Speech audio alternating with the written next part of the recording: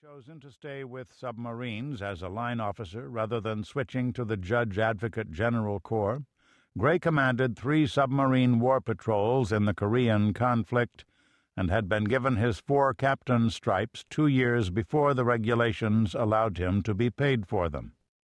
Promoted to high-level staff duty at the Pentagon, he was Congressional Liaison Officer for the Secretary of Defense, the Chairman of the Joint Chiefs of Staff, and the Chief of Naval Operations, the famed Arleigh Burke, for whom the Navy's top-of-the-line Burke-class guided missile destroyers would later be named.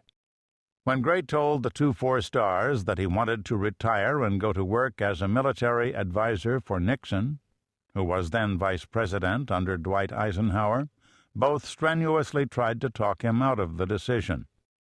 "If you stay," said Burke, "you'll have my job someday."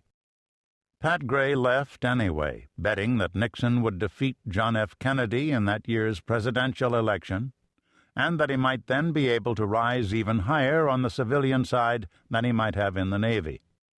Nixon lost, of course, but Gray had a hole card, a standing offer from a Connecticut law firm.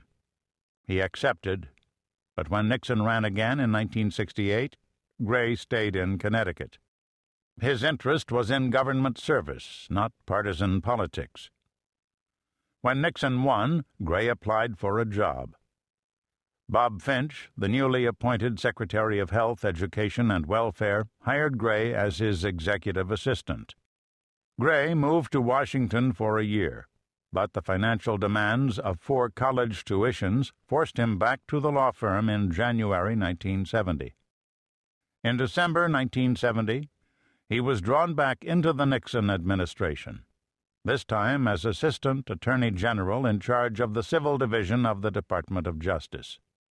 When John Mitchell resigned as Attorney General in order to run Nixon's 1972 re-election campaign, Deputy Attorney General Richard Kleindienst was elevated to Attorney General, and Pat Gray was elevated to the number 2 slot at the Justice Department. And it was there, as Deputy Attorney General Designate of the United States, his nomination already reported unanimously out of the Senate Judiciary Committee and awaiting a certain full Senate confirmation vote, that Pat Gray found himself on May 2, 1972, the day that J. Edgar Hoover died. The next day, Nixon and Kleindienst appointed Gray to be acting director of the Federal Bureau of Investigation, a job he would hold for just 361 days before he was forced to resign. Watergate was his undoing. Though he had not been part of any of the conspiracies, it would take the next 8 years to prove it.